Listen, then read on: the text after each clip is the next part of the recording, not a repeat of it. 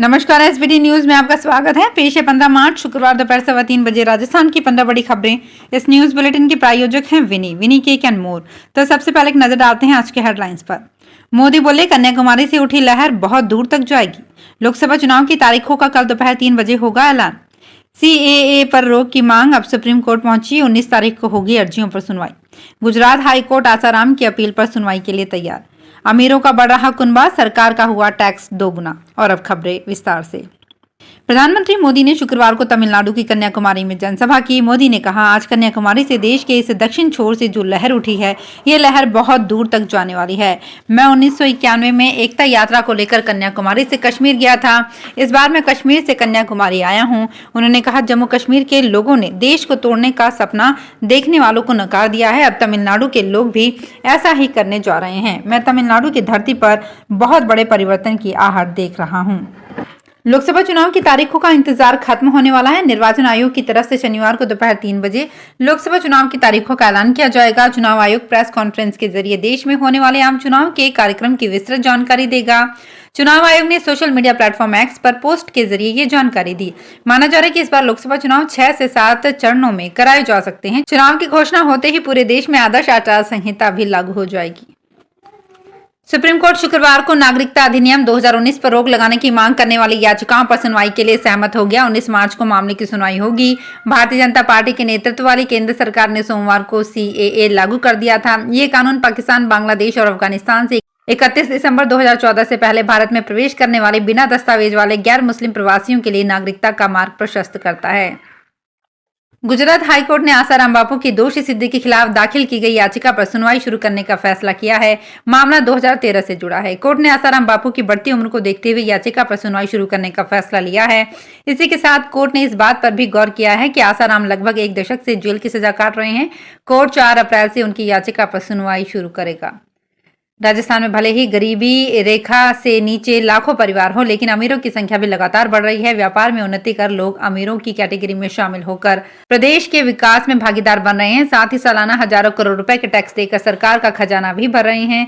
CGST Alwar commissionerate में 7 संभाग और 35 रेंज शामिल हैं। इसमें अलवर, खैरथल, तिजारा, भिवाड़ी, बहरोड, भरतपुर, धौलपुर, डी, करौली, सवाई माधोपुर, गंगापुर सिटी, दौसा, सीकर, झुंझुनू और नीम का थाना आदि क्षेत्र शामिल हैं।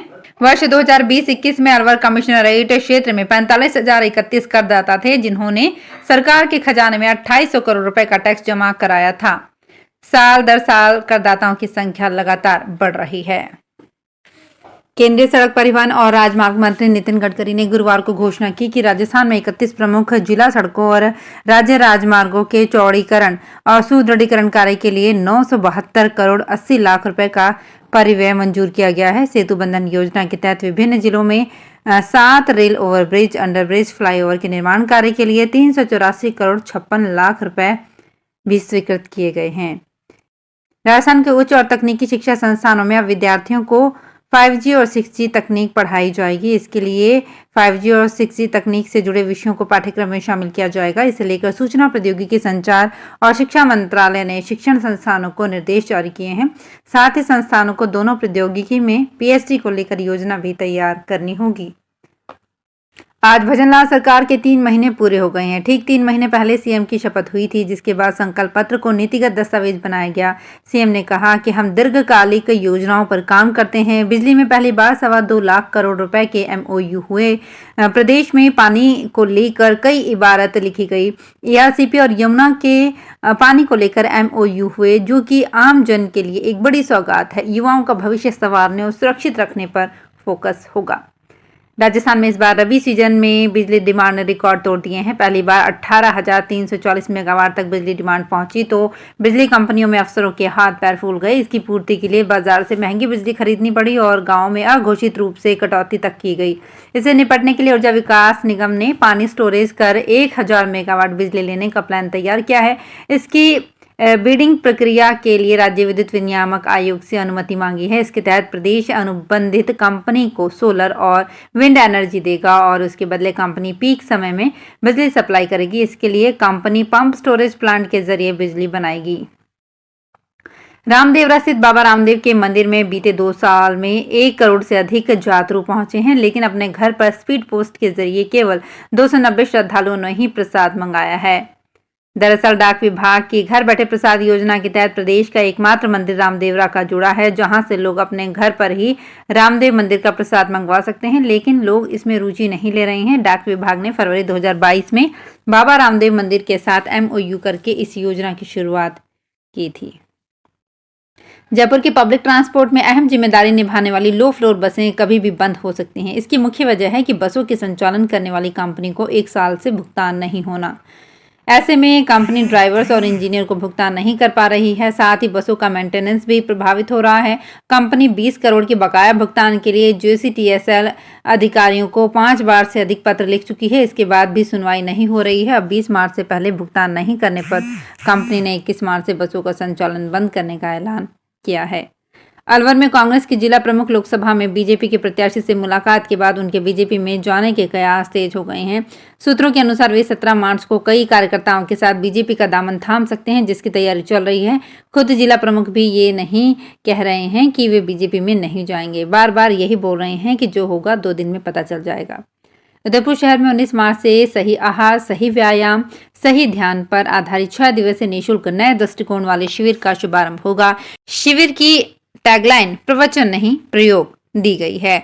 शिविर संयोजक संजय भंडारी एवं महावीर चपलोत ने बताया कि शिविर उदयपुर शहर के चित्रकूट नगर भुवाणा स्थित महिला थाने के पास ओपेरा गार्डन में सुबह 6:30 से 8:30 बजे तक आयोजित होगा।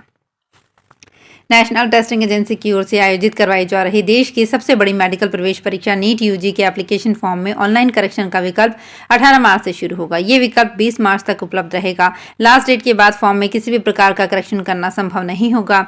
इस बारे में NTA ने नोटिस अपनी ऑफिशियल वेबसाइट पर जारी कर दिया है। राजस्थान के मुख्यमंत्री भजन लाल शर्मा की अध्यक्षता में गुरुवार को जयपुर में मुख्यमंत्री कार्यालय में राज्य मंत्रिमंडल की बैठक आयोजित की गई। बैठक के बाद मुख्यमंत्री शर्मा ने उप मुख्यमंत्री दिया कुमारी एवं डॉक्टर प्रेमचंद बैरवा के साथ पत्रकारों को संबोधित करते हुए कहा कि प्रदेशवासियों को बड़ी राहत प्रदान करते हुए राज्य सरकार ने पेट्रोल एवं डीजल पर 2% वैट की कमी करने, अलग अलग जिलों में पेट्रोल और डीजल की दरों में अंतर की विसंगति को दूर करने और सरकारी कार्मिकों को केंद्र के समान 4% महंगाई भत्ते में बढ़ोतरी करने के महत्वपूर्ण निर्णय किए हैं। मुख्यमंत्री ने कहा कि प्रदेश के सीमावर्ती और दूरस्थ जिलों में लोगों को पेट्रोल और डीजल की दरें करीब 5 रुपए तक अधिक देनी पड़ रही थी।